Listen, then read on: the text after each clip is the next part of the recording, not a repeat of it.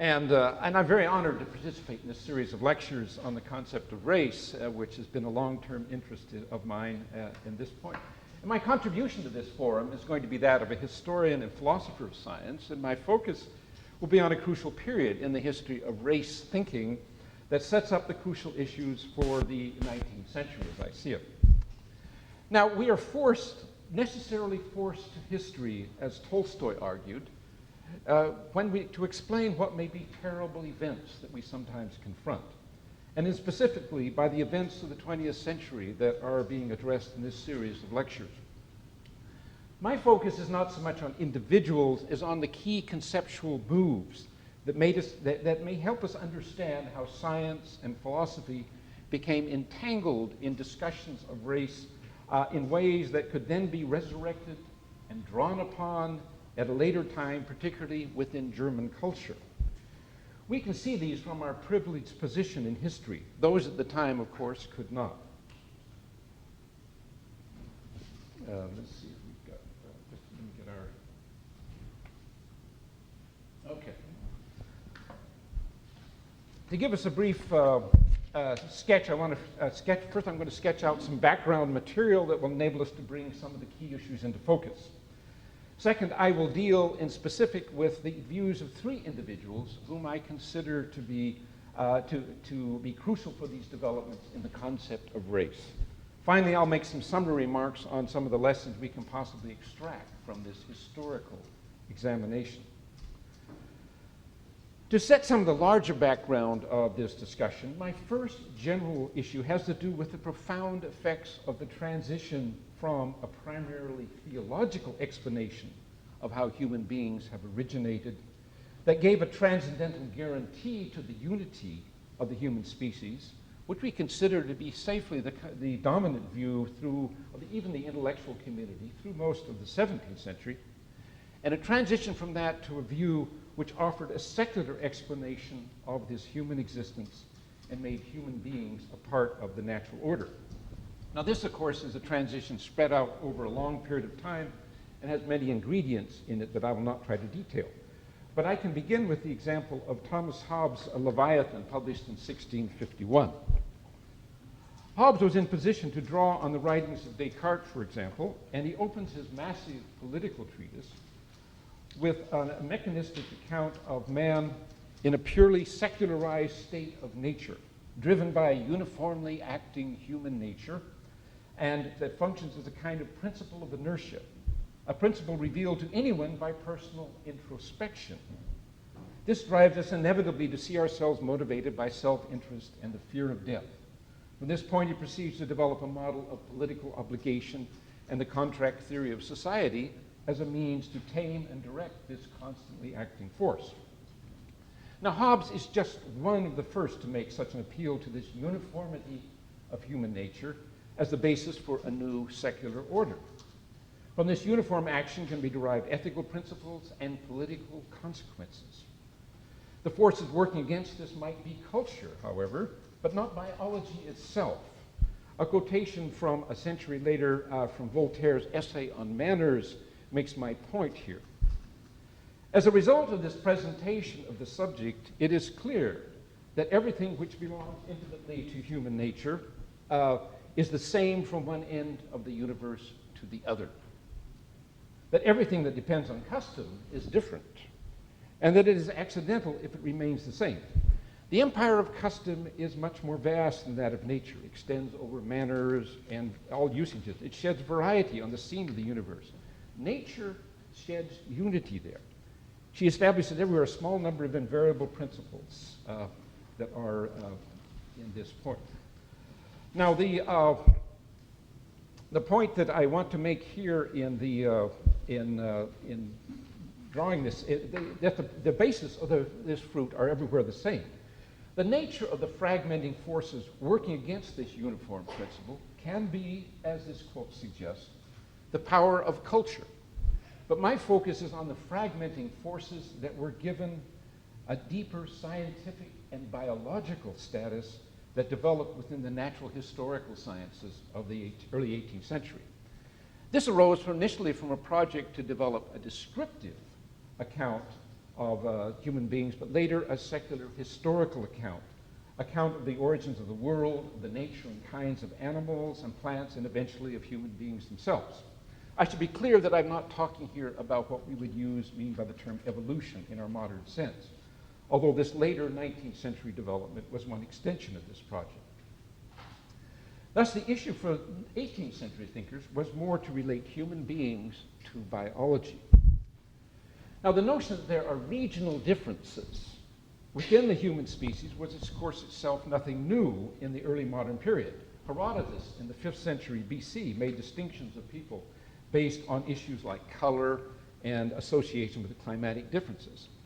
But such differences could be subsumed by a later tradition under the Aristotelian distinction between essential and accidental properties.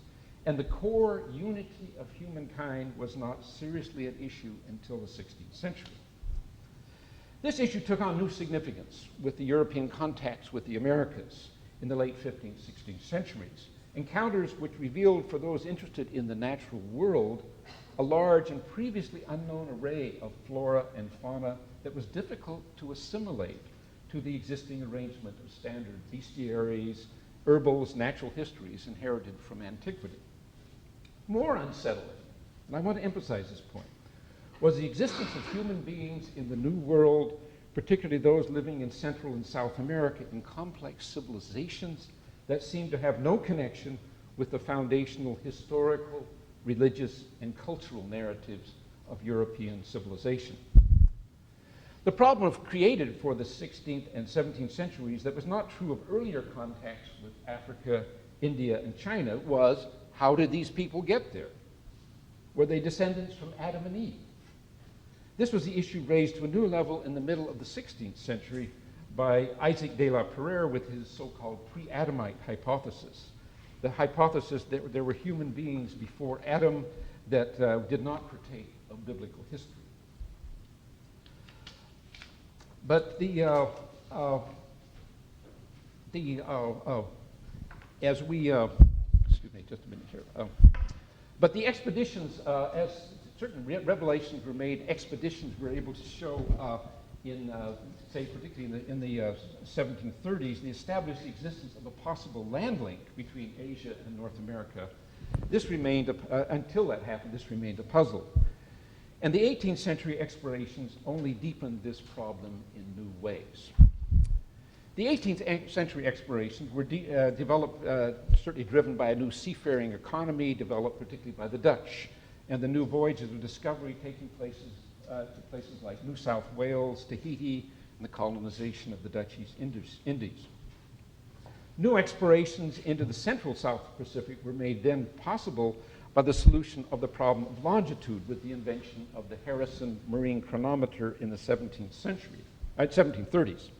This allowed this clock that allowed the new era of long-distance sea voyages, because it enabled them to solve the problem of where they actually were in these vast uncharted seas, made possible enormous expansion of sea voyages in the 18th century. These voyages disclosed new peoples living in remote islands like Tahiti and later New Zealand and Hawaii, who simply could not have plausibly gotten to these locations by migration from an obvious source in the European or Eurasian landmass, or even plausibly by boat. These reflections become then a part of a vast network of inquiry into natural history and a network of exchanging information on these people that is then returned to some of the main processing centers in Europe, such as the developed by Linnaeus in Uppsala, or in Dutch natural history museums, and then also particularly in the great King's Garden of Natural History in Paris. Now, the results of these expanding collections and investigations were revealed in the publication of multi-volumed sea voyage reports, expanding natural histories, a passion for natural history collections and cabinets, accompanied by increasingly detailed geographical studies and maps that underwent repeated revisions. With this, and I want to emphasize this point, with this went a wider philosophical discussion created by these encounters. And the main participants I was discussing were all aware of this expanding body of work. One of the ways to see the impact of these reflections is to follow the remarkable expansion of classification of human species in the 18th century in response to this flood of new information. We can begin with a brief discussion of the classification by the Cambridge Divine and Royal Society natural historian John Ray. In his landmark work called A Methodical Synopsis on the Kinds of Quadruped Animals and Serpents of 1693, Ray divided the animals into some familiar Aristotelian categories, blooded and bloodless animals, roughly corresponding to our vertebrate and invertebrate distinction. And then further separated the major groups we now view on the basis of things like organs of locomotion and so forth. And the scheme of this classification makes my point, and what I want to particularly bring out here in this one is the definition of a group called the anthropomorpha, which includes the monkeys and apes and so forth that he put in this group here. Now, the silences in Ray's classification should also be noted. Although claiming comprehensiveness in his branching division to groups, we see that Ray has not included human beings in this arrangement, even when defining a human-like group, the anthropomorpha. The insertion of human beings into such a classification came nearly 40 years later when it was published in Leiden in 1735 and originally in 14 pages, the so-called System of Nature into Three Kingdoms by the young medical student Kalos Linnaeus. In this brief but comprehensive work, Linnaeus first proposed a total classification of plants, animals, and minerals. And for the first time, human beings were included within such a formal classification. Linnaeus does this by expanding, let's see, here we go, okay. Excuse me, I've got one back here. Well, he does this by expanding Ray's classification of the anthropomorphs and to include in this 4 varieties of human beings based on skin color, the white Europeans, the red Americans, the yellow Asiatics, and the black Africans, and entitle these with the term variety that implies the local character and definability that his varieties in other forms suggested. In expanding additions of this, an increased rational taxonomic schema, these expansions then tended to grow and increase remarkably, as this slide is, this one is showing, first of all, the original one, which has Homo split into these 4 groups. And then, as he will, one of the points I want to bring out in this quote is that Linnaeus claimed at point, he was challenged with the point of including human beings in this. So he has this response here that we can read. No one has any right to be angry with me if I think it fit to enumerate man amongst the quadrupeds. Man is neither a stone nor a plant, but an animal, for such is his way of living and moving. And indeed, to speak the truth, as a natural historian, according to principles of science, up to the present time, I've not been able to discover any character by which man can be distinguished from the ape. But then he adds here, but if there is something and which cannot be seen, whence our knowledge of ourselves depends, that is reason, the most noble and thing of all, in which man excels to most surprising extent other animals. In other words, what Linnaeus has done was make a certain exception about man in terms of reason, but he has provided a rational structure on which new anthropological data acquired through the course of the 18th century could be assimilated. And as we follow these Linnean classifications here, I've just pulled out some of the summary points from the 4th edition. We still have 4 varieties. Excuse me. The point is varieties here up to the 6th. Then we get an interesting inclusion here. Homo ferus, wild man. This is based on some of the reports of wolf children and so forth, which is included here. Then we have this group down here, the Monstrosus, Patagonians, Hottentots, Macrocephali, and Troglodytes. This is the form which had been, this form here had been our contemporary orangutan, which is being now included within the genus Homo. And then the 12th edition, we still see some of these points here. And then this is posthumous 13th edition. So we still have wild men, European, American, Asian, African, and Monstrosus included in this particular classification. And with this, one of Linnaeus' students then would write a dissertation in 1860. This famous picture, some of you may have seen, is his student Hoppius, showing us here, here is the Troglodytes, Homo troglodytes, which we would call orang, but sometimes it's a chimp, a lucifer. Here the tailed man, as we can see, Satyrus, and then Pygmaeus. These are some of the forms which are pictured in this way. Now, as we've seen from an earlier quote, Linnaeus defended the distinction of humans from animals on the basis of the possession of reason. But this is also a gradated reason in which one could follow a clear line of descent even within the human species, from Homo sapiens albus to sapiens afer. In later edition of the Systema Naturae, Linnaeus expands on the characteristics of his four main varieties, and I want to quote here, stating, for example, the essential characters of sapiens albicans, or white man, you might say, is his, quotes, governance by law and covering by clothing, whereas that of sapiens afer, or Africans, is to be, quotes, covered by grease and governed by caprice, unquotes. Now, this natural historical approach of Linnaeus provided the Enlightenment with one model of scientific discourse about human beings with enormous impact on the 18th and early 19th centuries. Linnean classifications provided a framework unto which one could assimilate and organize existing new and materials related to the anthropomorphs and genus Homo. And it was, and as we've seen, its primary definition he wants to use here is on the basis of morphological properties.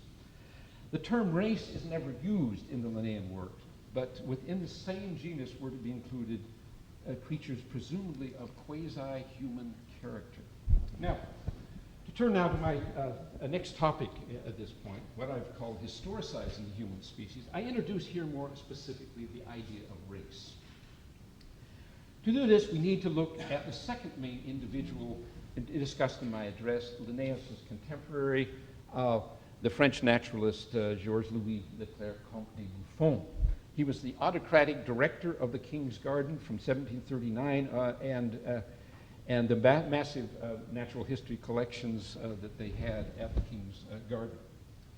Buffon and his co-workers were in position to utilize the results of many French explorations of the Americas, South Pacific, Siberia, Africa, East Indies, and provided a network of exchange that rivaled the Dutch and Swedish natural history efforts.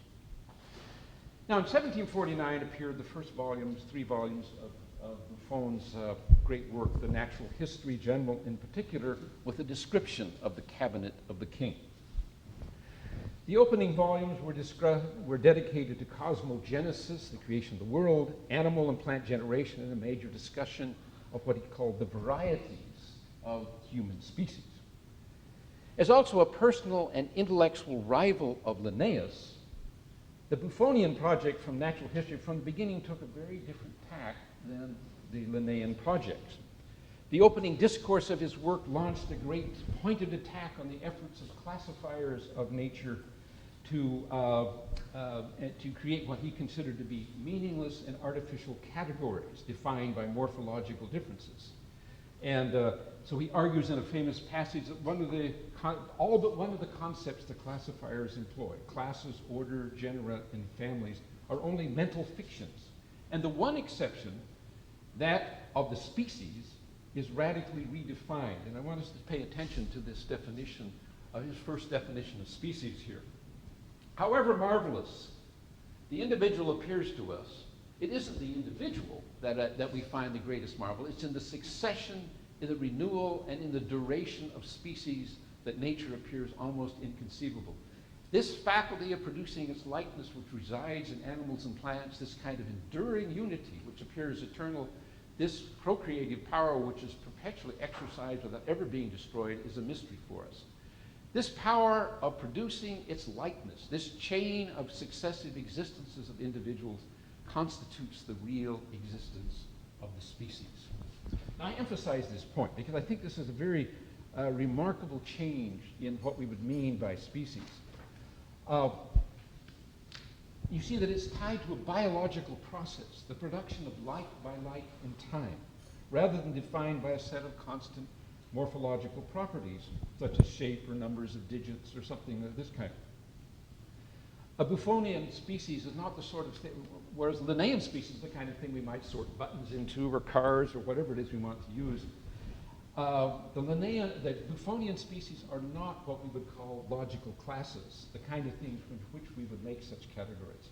He makes this point explicit in a longer discussion, which in 1753 was published and then became the basis for an article in Diderot's great encyclopedia on the notion of species in natural history.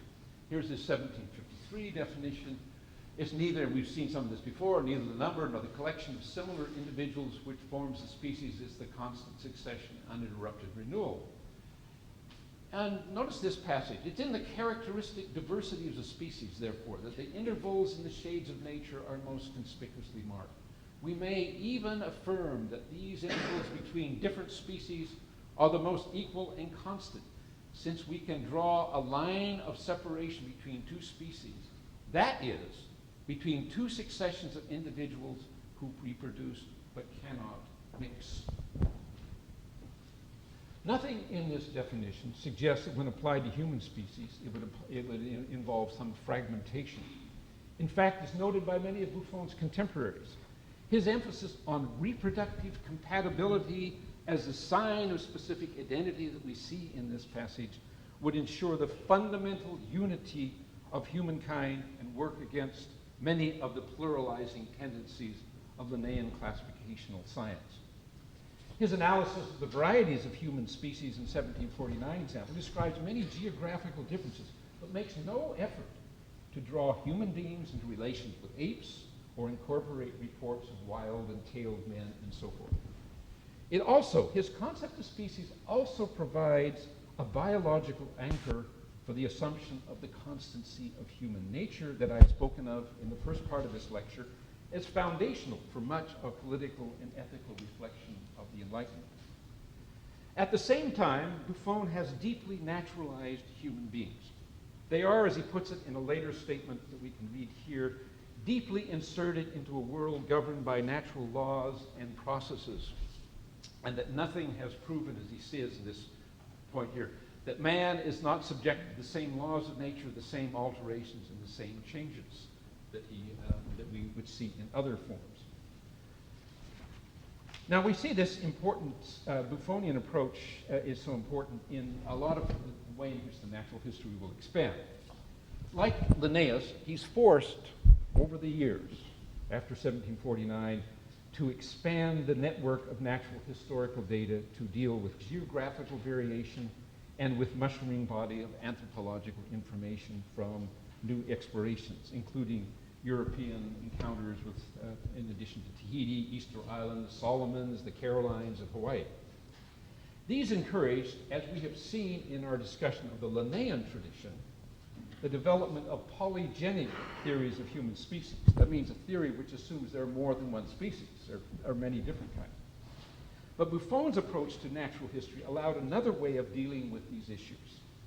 The concept of race, as distinct from Linnaean variety, is a concept that takes its particular rise within Buffon's unusual conception of species as a historical lineage of reproducing individuals. It emerges as a means of expanding the range of morphological diversity while still maintaining the unity of a single species defined by reproductive compatibility. Now, while Buffon remains committed over the range of his writings with the thesis there's only one species of human beings, he also develops in his work the concept that such species can diversify into semi-permanent subordinate lineage through the action of natural forces related to food, climate, and heat. I want to emphasize that. Diversify into semi-permanent subordinate lineages through the action of natural forces related to food, climate, and heat. We see the importance of this in his discussion of the animals of the New World, in which he has also some discussion of Aboriginal Americans. On his account, the New World forms had migrated from the Old World using the recently reconfirmed Bering Straits connections as the main routes. When Buffon compared the fauna of the Old and New Worlds in the 1760s, he put forth the thesis that within his biological historical conception of species, quasi-permanent degenerative changes from an original stock could take place into these vicissitudes of location. Furthermore, this degenerative change meant that these forms were weaker, smaller, and less stable in their species as they moved to the New World. We can see this dramatically in the following comments on the American Aborigines. There is thus in the combination of the elements and other physical causes something opposed to the exaltation of living nature in this New World. Although the savage of the New World is almost of the same stature as the man of this world, it's not sufficient to make an exception to the general diminishment of living nature in this entire continent. The savage is weak and has small organs of generation. He has neither hair nor beard nor passion for women. He's also less sensitive, while being more fearful and more slothful. He has no liveliness, no dynamism in his soul. He reposes stupidly on his haunches or sleeps the entire day. The most crucial spark of the fire of nature has been refused him. So when this term degeneration does mean literally degeneration, as we can see from this quotation. Buffon's final discussion of the human species was then in his later work called On the Epochs of Nature. This is a massive work which is talking about a lot about some of the creation of the world, and there's 7 different epochs that he arranged it. I'm just going to show us a few of these where we can talk about, and what he did was in this work was actually give us a calendar, a time scale to how long it's taken. So this period, years since the origin of the universe, is about 3,000 years. Comets collide with the sun, and planets form, and so forth. This is Epoch 1. Epoch 2, we have a period that lasts up to 35,000 years before the present. Earth cools sufficiently to support life. I'm going to skip over a couple. Here, we're going to jump into Epoch 5, and I've tried to bring out here elephants and other animals from the equator have inhabited 60 to 65,000 years from the origin. These may not seem like large numbers, but they were very large numbers for the time, and he's tried to work this out with an actual clock, which was based on cooling minerals. And I point out here, land bridges and connections with islands with continents permit migration to the New World. Human beings arise presumably by divine creation. He never really says much about the origins of human beings. And then the 7th epoch, human societies develop, migrations to remote islands. And in Northern Europe, almost complete domination of nature is achieved. Don't worry, keep going. You're okay? Domestication of plants and animals needs to take place. And then finally, the end of living nature, the earth continues to cool to the point and no longer supports life 168,000 years from its origin. Well, this time scale was a remarkable change, and it was controversial in itself. But it's the point I think that I want to bring out is that thus, although the human species has remained unitary, it's been deeply naturalized. It can break down into several self-perpetuating, biologically determined degenerations, and this is the point which he wants to then start using the term, rarely, not often, but rarely, but he will use the term now, calling these races. Now, this point to my lecture, I presented the image of 2 fundamental traditions, just to summarize points here, the Linnaean and the Buffonian, both of these great rivals in natural history in the 18th century, and prosecuted by networks of naturalists, explorers, and colonists. There are certainly more options of this on the table I could talk about, but for the purposes of the race concept, I consider these the 2 greatest importance. One tradition, the Linnaean, leads us in the direction of polygenism, the notion that there are multiple species of human beings, and this is a growing option by the end of the century, and we see all kinds of things in the early 19th century. Here's just one slide from Glidden on the types of mankind, beginning to give us some of this. There are natural history works, for example, that will have up to 13 different species of human beings that have been defined by some of these categories. So the Linnaean tradition is leading us the other way. The other option is that of a series of biologically grounded historical degenerations within the human stock into distinct races, which may all be interfertile, ensuring the biological unity of the species, but differentiated into a hierarchy of peoples who have or have not been able to resist the degenerating forces to the point that they hardly differ from some animals. Europeans, with their technology, have been able to resist those. Aboriginal peoples have not. Now, the philosophical reflections to which I now turn show us the interplay of these traditions within the thought of, I'm going to speak particularly about one prominent philosopher and his student, and the way in which these reflect some of the importance of this analysis. And so I'm going to turn here to the Königsberg philosopher Immanuel Kant. Now, although best known for his landmark work on epistemology and ethics, and I should make it very clear, I'm a deep admirer and respecter of Kant. There's nothing in what I'm saying that I think would diminish from that. But Kant has also been increasingly the object of attention in historical analyses of the race concept because of his treatment in his anthropology lectures over a long period of time, his own published writings on this specific issue in 1777, 75, 85, 88, and his impact on contemporaries such as the natural historian Johann Blumenbach. I do not attribute to Kant the originality that, on race that some have seen in his issue writings, but nonetheless, I see him as an important systematizer of issues that provided a framework upon which further reflection on the notion of race could take place. Now, Kant's treatment of the race question immediately connects with the Linnaean and Buffonian traditions that I have been speaking of. He was aware of the writings, the main writings of both of these authors, and taught from these in his physical geography lectures that ran from the 1750s to the 1790s. With his rigorous and systematic approach to issues, he also supplied an important systematizing of the difference between Linnaean and Buffonian approaches to natural history. For a formal distinction, he inserted into literature between two fundamental approaches to natural history, one a synchronous description of nature, and the other which characterized Linnaean program. In other words, a description of nature is what Linnaean science does, and a history of nature, a diachronic nature, which dealt with changes over time from past conditions, what he termed in a new German sense, Naturgeschichte in this technical sense. These two frameworks provided a basis for a formal distinction that he made between the concept of variety and the concept of race that he's going to be making in this work. A variety for Kant defines a formal criterion of difference based on morphological properties. A race involves common descent and fertile reproduction over time.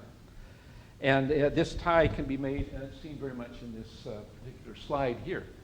In the animal kingdom, this is from his 1775 prospectus on his course on race, and then also it's published in 77 as a periodical article. The natural division into genera and species is based on the law of common propagation, and the unity of the genus is nothing other than the unity of the reproductive power that is consistently operative within a specific multitude of animals. For this reason, Buffon's rule that animals that produce fertile young with one another belong to one and the same physical genus, no matter how dissimilar in form they may be, must be properly regarded as the only definition of a natural genus of animals in general. A natural genus may, however, be distinguished from every logical genus. A logical division is based upon classes, divides them up according to similarities, but a natural division is based upon the common stem, which divides animals according to kinship from the standpoint of generation.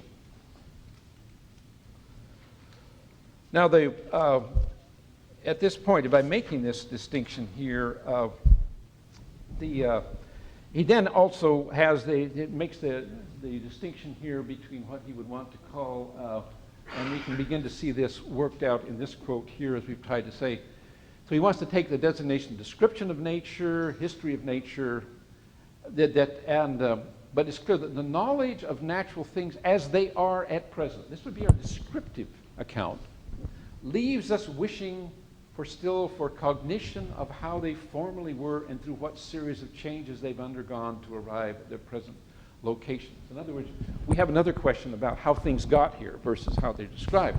The history of nature, which we have very little, would teach us about changes in the shape of the earth and the changes the creatures of the earth have undergone through natural migrations.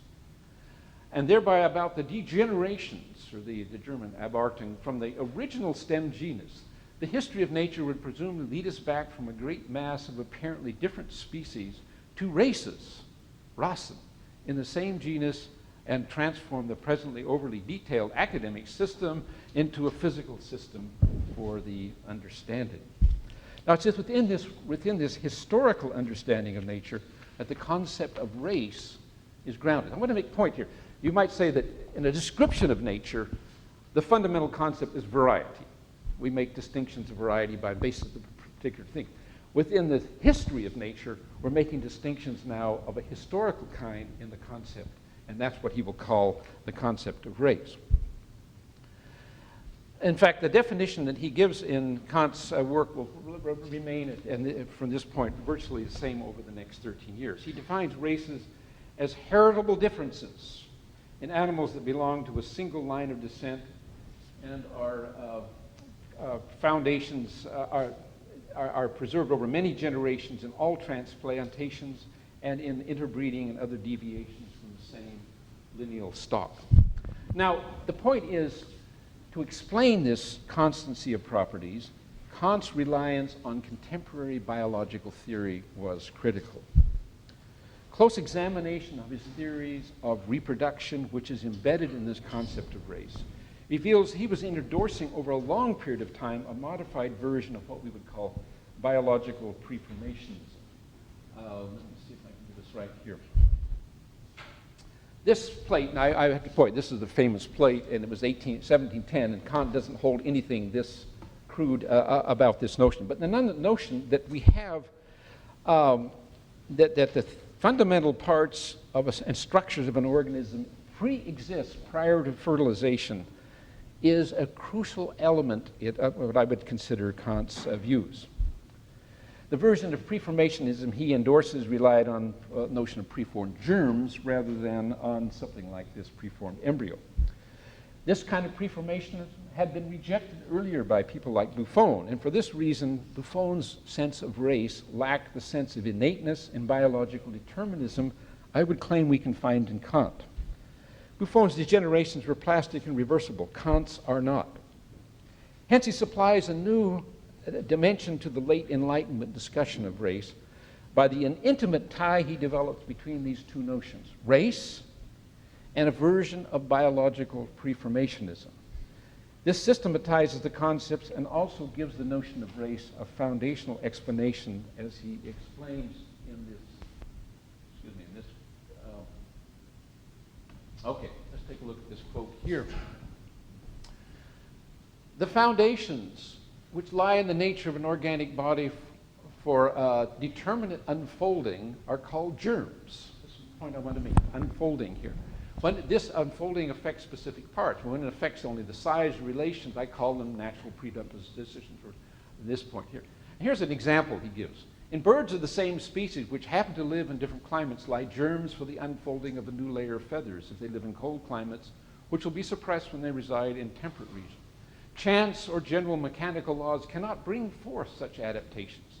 Therefore, we must consider such opportunity development as preformed at this point. Now, although Kant may have engaged the question of race in his anthropology lectures in the 1790s, he only returns to these issues again in print in the 1780s. And these reflections seem to have been occasioned by the publication by his former pupil, Johann Herder, who wrote a major work called The Ideas for the Philosophy of History of Mankind in 1784. Kant discusses these in two long periodical reviews that he writes.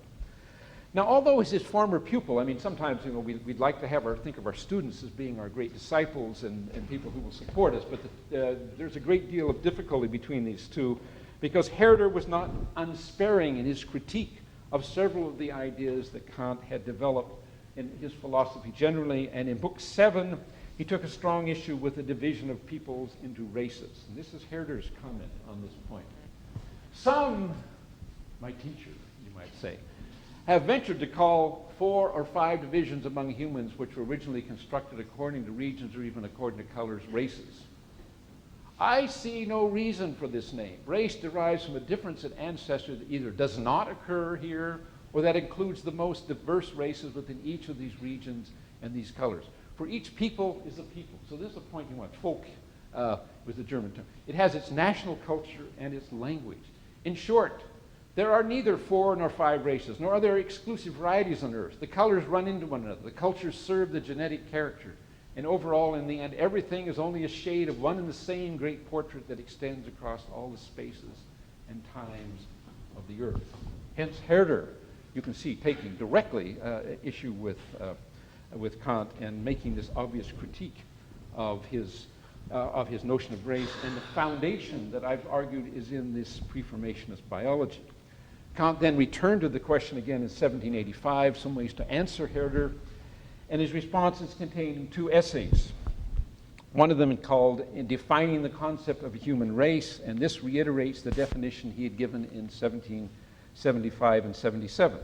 There are 4 clearly identifiable human races, signaled but not defined by external skin color. He relates racial identity to underlying preformed germs in the original historical stem, and these specific characters are passed on invariably over time.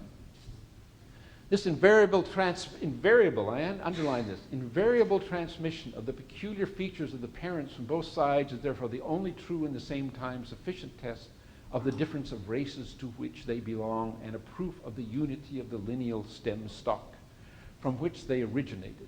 This view also requires, however, an original germ placed in the lineal stem stock which developed in the succession of generations.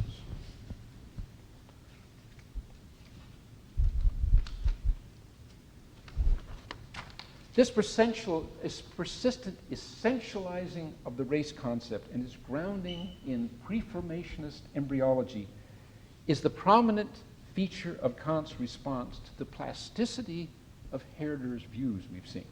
This notion of race runs much deeper in his view than Herder's national character, which according to Kant cannot demonstrate the intermediacy of hybridization by racial properties. At the same time, Kant emphatically denies Linnean polygenism. There's not more than one species. For one thing, he argues in this essay, such a view, in quotes, would be of little benefit to philosophy, which would then have to take recourse in different creations, and in doing this forfeit forever the unity of the species. So at a curious terminus of this discussion, this necessary unity of humanity, which one could argue is essential for the constructive theory of knowing of Kant's larger philosophical project, is preserved. But within this, we've established permanent differences that discriminate people into historical lineages passed on through reproduction. Now, in conclusion, to pull together some of the key themes I've tried to develop here. The philosophical premise of a constant human nature that could ground the stability of epistemology, ethics, and politics without recourse to theological arguments is still necessary and still a fundamental feature of this, what I would call this late Enlightenment thought as we could see it here. In fact, the necessity and universality of the categories and the epistemic validity of his constructive theory of knowing requires this perhaps even more than an empiricist philosophical system like someone like David Hume might put together. Second, in weaving between the Linnaean and Buffonian alternatives, Kant has made a clear distinction between a contemporaneous dividing up of the world into rational taxonomic systems and a historical analysis that reaches back into time. Variety is a somewhat superficial level of distinction. It's situated in the first option. Race, a deeper biological concept, is located in the second. Third, by endorsing a form of racial preformationism that can perpetuate properties over time in a way that is resistant to external education, influence, and culture and other features that Herder might emphasize, this enables Kant to make a race a more fundamental category than culture and give it a kind of an essential definition. So what I want to say in conclusion is that I'm arguing that there is something new in Kant's solution that is not in Buffon's or Linnaean's anthropology. Gone is both the simplistic historical degenerationism of Buffon and the multiple species that we see in Linnaeus.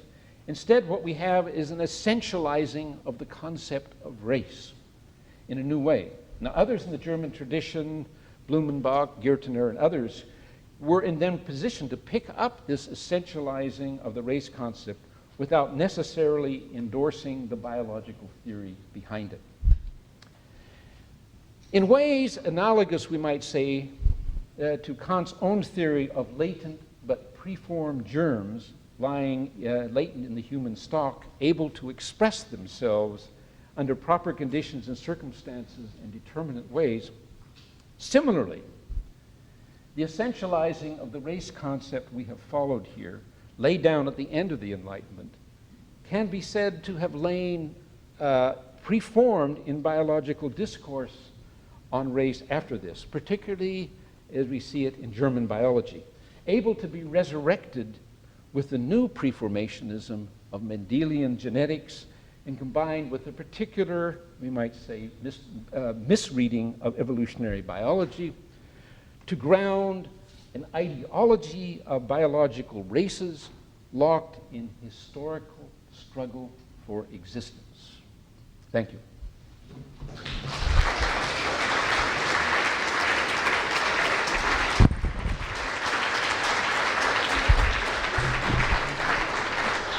Say it, but it's that he's also aware of contemporary discussions of biological generation, which was getting into this whole question of epigenesis and preformationism.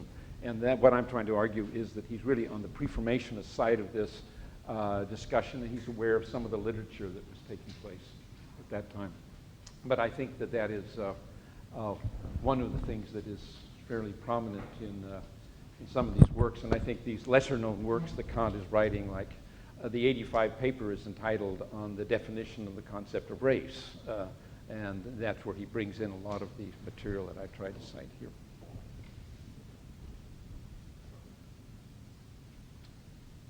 Ian, did you have your hand up? You in the speech? No.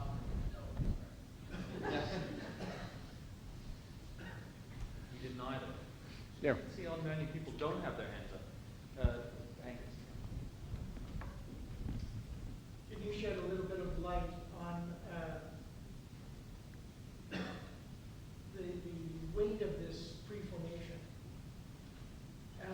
Because it makes me think of the way that Kant treats most forms of telos in relation to natural studies.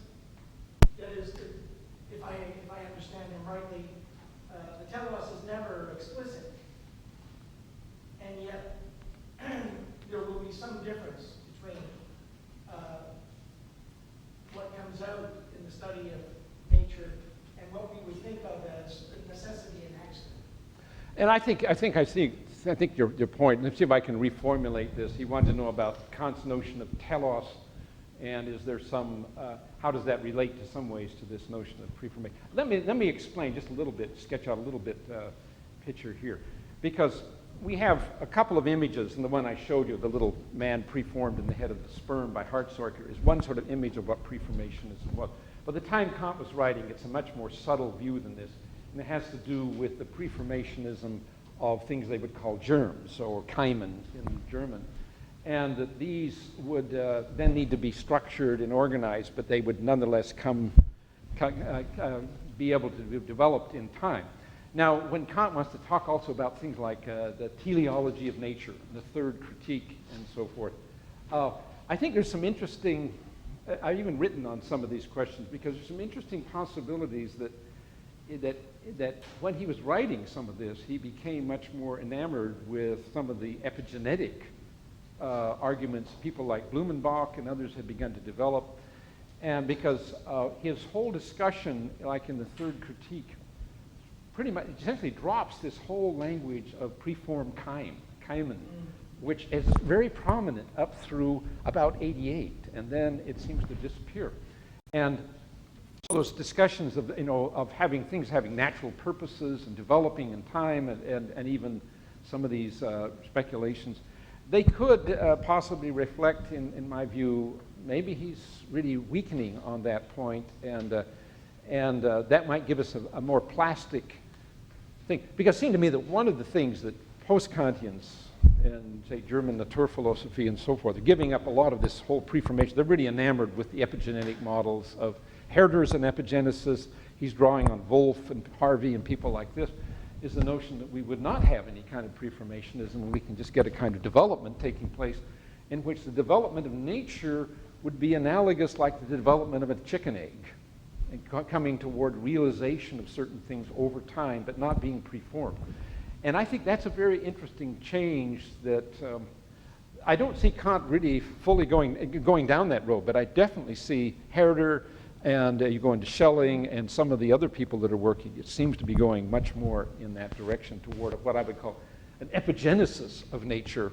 And that gives us not degenerations, it can give us the openings then to what we might call today evolutions and developments of nature in that respect. And I think that's a very important, profound change that's taking place.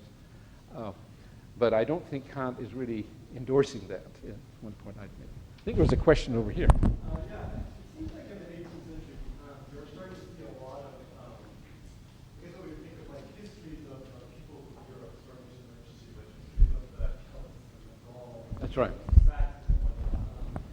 And you begin, it seems like people are beginning to already attach certain values to the histories of particular people. So like Thomas Jefferson, was really irked by McFarlane's characterization of yeah. America, also wanted like Saxon brothers on the Great Seal of the United States because they wanted to carry the idea of freedom from Germany to England and then to the U.S. I guess I'm just wondering like how all of this emergent history, which is not quite in the same scientific vein as you outlined here, might impact this discussion even differently. Well, I think that's a very important point because, see, and what you get here is a very interesting kind of conflict that's developing between Herder. Herder says, look, we don't want to talk about race. We want to talk about cultures, folk. We want to talk about peoples having a national character, but we can't talk about it in these biological categories that Kant has used. And as we move toward people like Hegel and so forth, we're not talking about, that dialectic of peoples that, and I think that is, again, I think to me that's picking up on a different, and of course you can take that, and that doesn't lead us toward race as a category, as a fundamental category. You can talk about struggles of people, but not of races. And I think that's a very important difference. You had some other, I'm not sure I got the whole question here. Well, I guess just a follow-up to that would be like, if we look at this going forward, this is kind of based on threshold force and race and it makes a strong case that these historical arguments that have like the biggest impact on the American race theorists and anthropologists. So could you also, do you have a sense, I guess, looking backward from this emergence of a more full-fledged racial science, like to what extent we can actually say that it's this Kantian intellectual transition that is the key kind of tipping point for someone like, not Rousseau. Yeah. Let me put it this way. I think you get a lot of interpenetration in the early 19th century. For instance, you just take an author like Darwin and start trying to sort out his use of the term race and his use of the term variety, and you see they're very plastic. They begin to move one into the other. And so that you take Notre or a lot of people like this, and you're beginning to get a kind of mixing up of both multiple species, multiple races, and so these categories are not remaining really sharp and distinct, or that we can make that distinction. As I say, Kant has really kind of systematized it. And I think that's what makes this question much more fluid. You're talking about species. Do they mean by species Linnaean species, or do they mean Buffonian species? Because Buffonian species are defined by the unity of reproduction and not by whether things look morphologically different. And I find that it gets a very slippery territory in terms of the way in which these things begin to interpenetrate in people drawing. Cuvier once said, an interesting point, writing in the early 19th century, he said, there are two great fonts of our thinking about natural history, Linnaeus and Buffon, and we take from one and we take from the other, and you might say put them together in some respect. Yet they're really kind of opposing programs, but you start pulling some syntheses out of these. And then, of course, a philosopher like Kant is having an impact, because these articles of Kant are appearing in what would be semi-popular journals. It's like an Atlantic Monthly article by a great philosopher rather than a slightly technical And so he has a wide readership and how people are picking that up. Yes, Ian. So could you back the slides up to that slide where Kant makes the distinction between natural and logical divisions?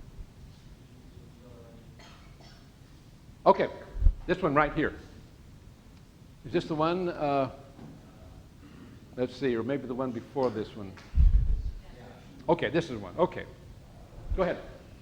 Look, this is a Kant 101 question, which may or may not be appropriate for the slide. Kant's using the term Schulgattung from the schools. Right? Yeah, and that's my translation. I mean, that's whether fine. it's, I'm not yeah. I mean, sure. But I mean, is this is really a question that I'm asking about because it's essentially a survival question. From that point of view, maybe Kant 111. Is he contrasting a kind of insight into nature as garnered from natural historians versus that which is kind of based on what would still for him be an Aristotelian classification system that belongs to the schools? Well, Is that, I mean, what is going on here? Yeah, I think that's a good question. What he actually means by Schulgattung and Schul here, and versus he's got a distinction here between Physisches-Gattung and Schulgattungen. What he actually means, he doesn't actually explicate. I mean, he's a person who's obviously aware. I mean, he's been schooled by Wolff and people like this in what we might call a more, and sometimes that passage is translated as scholastic genus in some of the translations. I don't think Aristotle would be so much the issue here that he would be doing. What I'm trying to suggest is it's much more like, you might say, Linnean classification into categories, which you can say trace back in some ways to a kind of Aristotelian tradition. But I think this is the point where we'd be dividing things by genus and difference and having different rational classifications. You don't mean that Schulgattung means Linnaeus and that Schulgattung That's, well, I said this is how I'm basically taking this point here, is that he doesn't elaborate. A natural genus may be distinguished from every logical genus. This is the point that makes me think he's talking about Linnaeus. A logical division is based upon classes and divides things up according to similarities, but a natural division is based upon the common stem, which divides animals according to kinship, the standpoint of generation. I mean, he's aware of Linnaean works, and he cites Linnaean works in his point. Now, how we could take, whether this is direct reference to Linnaeus or simply to the basic point that Linnaeus would agree with that point here, that it is based upon classes and divides things up according to similarities. Anyway, just look, I mean, here's what Kant 101 comes in. Wouldn't it be wonderful if this biological stuff was a source of thinking about him being tutored in the distinction of animals? Okay. A question for maybe more. Maybe, yeah, okay. Let's see, I think there is a question here, yes. Did you have a question? Yeah. Alex is curious, maybe I missed this in the lecture, but to what extent is there a hierarchy among the races in Kant's thinking? Because he's drawing from Linnaeus, both of them seem to have a hierarchy of degeneracy or rationality. To what extent does that in Kant? You mean in terms of a hierarchy? Between the races, yeah. Yeah, if you read both the anthropology lectures and, say, the 85 lecture on the definition of human race, it's very difficult to think there isn't a hierarchy embodied in this. I mean, both some of the ways he's characterizing different races and so forth. That there's, and the thing is, what's happened here is say, okay, we have single human species. We have a unity of the human species. But we have within the human species certain kind of preformed dispositions that become permanent lineages. And the way we can identify the permanence of those lineages is the fact that if you have a mating between two different races, you get, he will call it mongrel or half-breed offspring. These are the kind of terms which he uses. In other words, and that's something that isn't true of cultures, that you get them here, and that this is the sign then that the races are in fact having this kind of permanent distinction. And some of the language, I mean, it doesn't, that point would not necessarily imply a hierarchy. You could say we've got different races that have these properties, but it doesn't mean that one's is above the other. I think part of it would then be to see some of the other language by which he would use that would suggest that Kant himself was endorsing a certain kind of racial hierarchy without calling these in the usual sense of degenerations that we might see. And he clearly denies that there are separate species of human beings.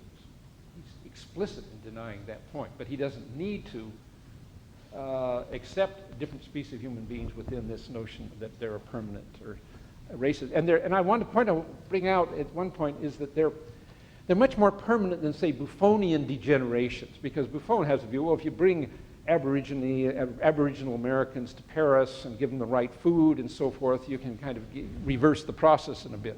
It seems that with Kant, it's much deeper and more biologically grounded than that. And so that there's a point. Let's see. Yep, another question. Oh, there's one back here. Let's try that one first. Yeah, I was wondering, we're talking about the species as, or the races, sorry, as being very set lineages, very permanent lineages, and that these races have dispositions. I was wondering, given that his interaction with Herder, how strict or how strong were Kant's opinion on culture or a character for each group as being related to preformed or terms contained in these races that he has made very essential, very biologically essential? Yeah, I think I see the drift of what you're saying, because I can't think right now, and part of this is, they're just, one of my colleagues is right now just offering the first translation of some of the anthropology lectures that have never, of the 1780s and so forth. Some of this stuff is still in manuscript, and what he was actually lecturing on in his background lectures, that it might give us a little bit of answer to that particular question, because in terms of trying to answer the claims of, say, someone like Herder, that culture is more important. I mean, that's the fundamental point, you might say, that Herder was coming back with. It says, look, culture is the important category. We're going to have different national characters that are going to be based in culture, and we can't start talking about these biological properties like race as being defined here. And I think Kant is really resisting that move without giving us a great deal of explicit discussion that I can see right now. At least I could cite to you where he's talking about how important culture is in relation to biology, which seemed to me that's the point of your question, was how important is culture in relation to the biological. And I think that, and the question of race, the biological is the crucial category here. And that culture cannot override it. We can take people from different cultures and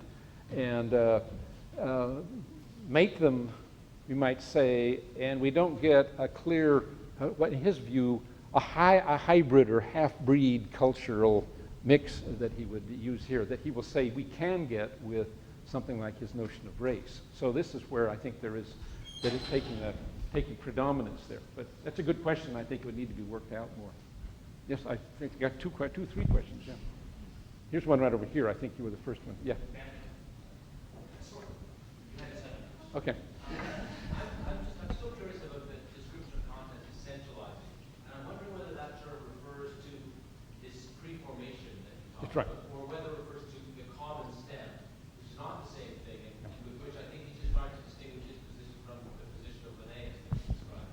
And it seems to me that what is important for Kant is this unified origin, the common stem, the telos of which has not yet been predetermined. So I'm wondering why, to what extent he's in fact introducing biological content, or is dependent upon, in an objectionable way, something prior to history, or whether he's just making a famously Kantian insistence upon unity, if you like, at the origin without any sort of content.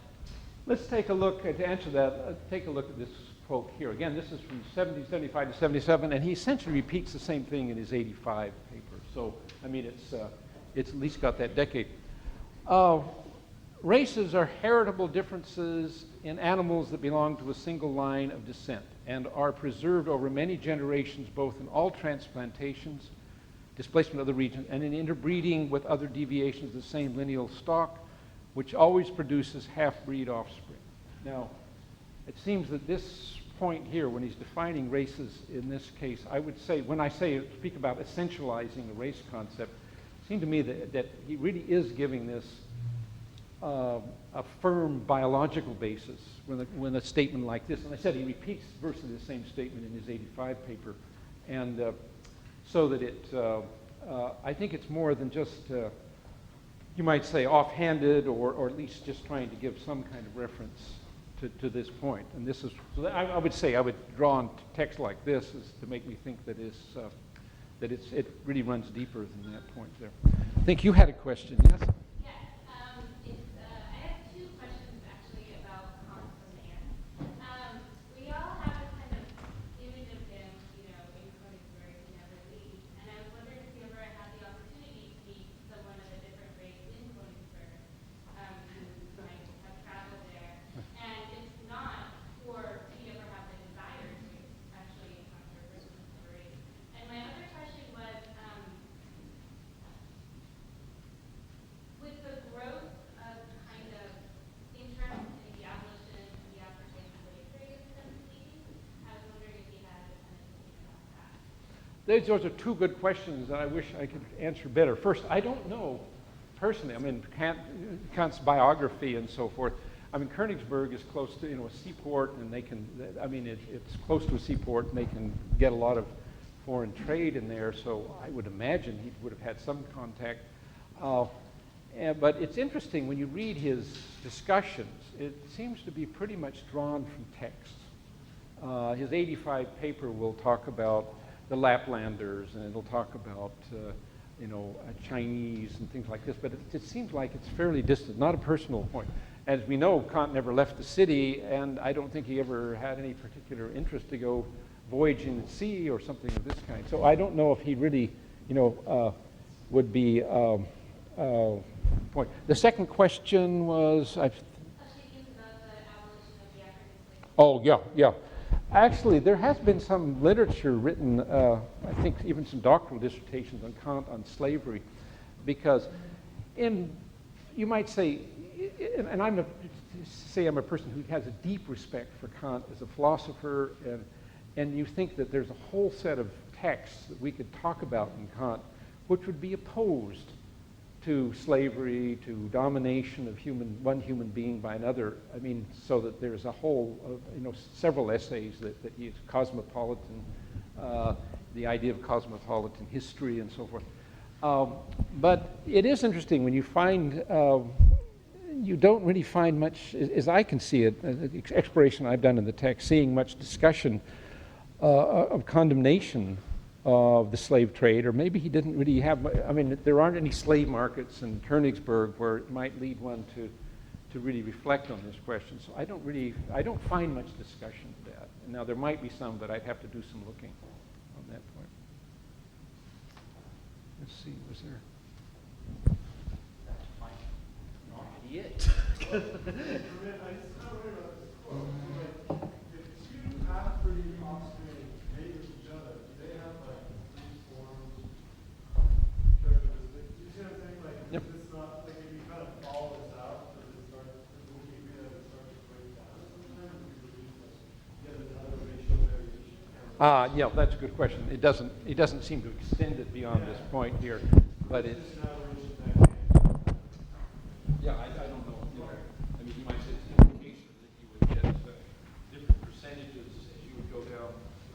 But I think what we get, it seems to be what's really of importance here is that by sort of moving these questions to a biological level, putting them in this category, putting them in terms of a category and thinking, and those categories at first, early 18th century, seem pretty fixed. And I mean, fixed and pretty stable. I mean, in terms of, you take Linnaeus' original classification and so forth. And then you start getting all this flood of travelers' information. And I think one of the things to really appreciate is just go through some of these multi-volume works of expedition reports.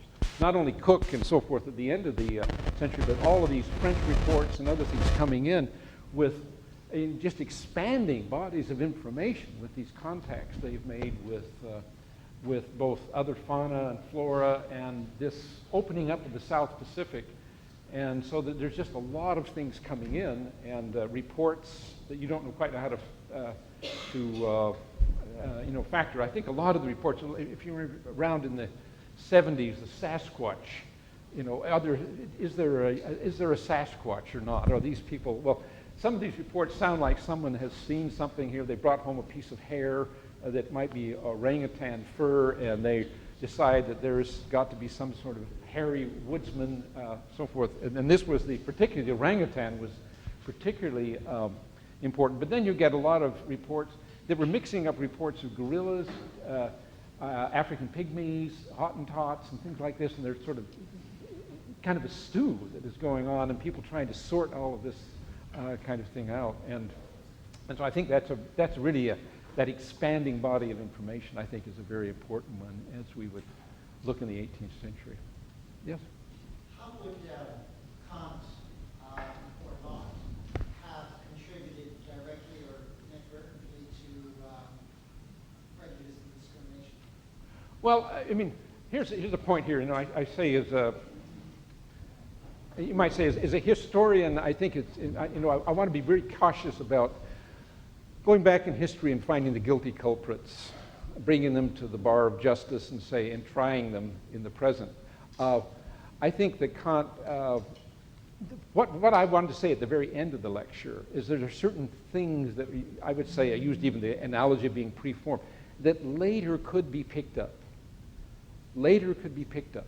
If you look at some of the writings of early National Socialism on race and so forth like this, and some of these people go back and pick up some passages from Herder, they pick up passages from Kant, they get, there's a lot of things they can go back and find, as we can go back and find certain things here. What I wanted to say is they have no prediction or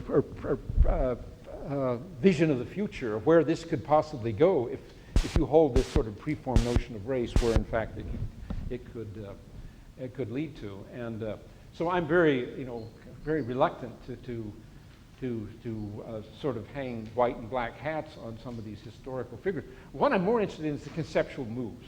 What was the combination of biology, the attempts to hold together the unity of human nature, the widening empirical data that's coming in from expedition reports and everything, and trying to make some sort of sense of this that does lay certain foundations that could be picked up and exploited later, and which it clearly is. I mean, because I know that this course sort of terminates on the Holocaust, and it seemed to me that the question of the Holocaust has a lot of scientific components to understand if we're going to understand this event in its full depth and full magnitude, is to find out, what were those dimensions that could have led into some of the things that did happen. So I think that's one of the things that we can, and I said this is, that I do think that Kant does make some novel contributions to that concept, and one of those novel contributions, I think, is the way in which I think he really does essentialize, in a way that